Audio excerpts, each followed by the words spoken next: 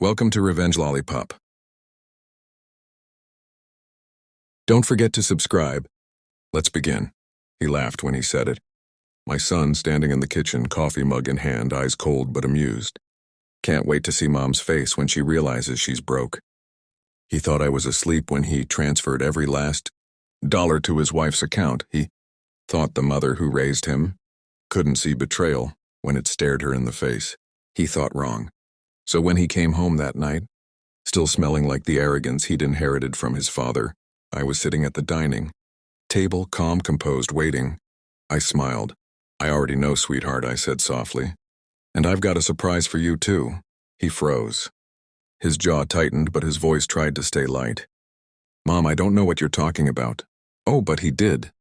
I remember when he used to hold my hand while crossing the street. When he'd look up at me like I was invincible. His laughter used to fill this house. His drawings used to cover the fridge. And now he stood before me, a man who looked at me as if I were a burden he couldn't wait to discard. It started small. The phone calls he'd end abruptly when I entered the room.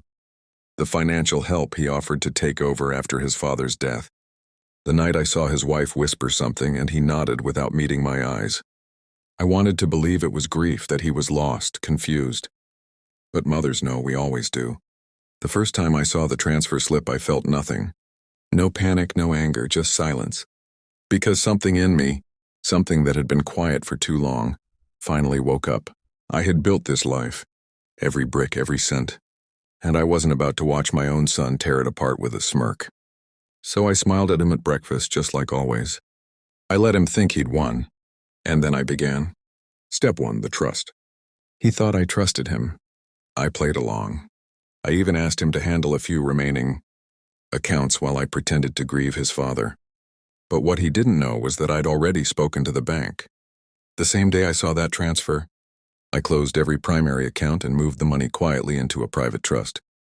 Step 2, the property. He thought he'd inherited half the house. He hadn't read the fine print. His father left it entirely to me. And 3 days later, I legally transferred ownership to someone else. Not to charity, not to him, to a name he'd soon come to know. Step 3, the illusion. I let the bills pile up, the fridge empty. I let him believe I was struggling. He stopped calling every day. His wife stopped pretending to care. And I let them, because you can't teach betrayal a lesson. It has to experience loss to understand it. That night when I told him I knew, he tried to smile it off. "Mom, you're being paranoid. It was just a transfer for convenience." I tilted my head. "Convenience?" I repeated. "Yes, that's what you called it when you sold your father's watch, too." The color drained from his face. He opened his mouth to speak, but I cut him off. "Do you know who owns this house now?" He frowned. "You do?" I smiled. "No, she does." And right on cue, the door opened. A woman stepped in, graceful, composed, carrying a briefcase. His father's lawyer. The same one who'd helped me restructure everything 3 months ago. "Good evening, Mrs. Khan," she said to me politely. Then she turned to him. "Mr. Khan, of this afternoon, the ownership of this house has been legally transferred. You are no longer entitled to reside here." His confusion turned into panic. "What the hell is this?"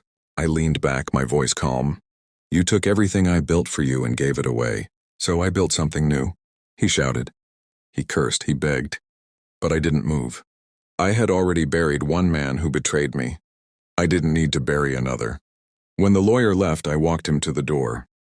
"Where am I supposed to go?" he said, voice cracking. "Home," I replied. "To your wife, the one who wanted to see my face when I realized I was broke.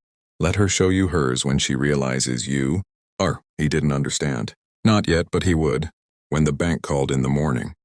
When he learned that every account in his wife's name had been frozen for financial misconduct. When he learned that the trust I created was in someone else's name, the name of a child who had done nothing but love me, my late husband's son from his first marriage, the one my son never accepted, the one who now owns everything he tried to steal. That was my surprise. He found out who took his place. I closed the door behind him and sat in silence. The clock ticked softly in the background. The house breathing like it finally exhaled. For the first time in years, I felt peace. Not because I won, but because I remembered who I was before I became someone's mother, someone's wife, someone's fool. I poured myself a cup of tea. Outside, headlights faded down the street, and I whispered to the empty room, "Justice doesn't need anger. It just needs patience." Then I smiled because I had both. Thank you for watching. Subscribe.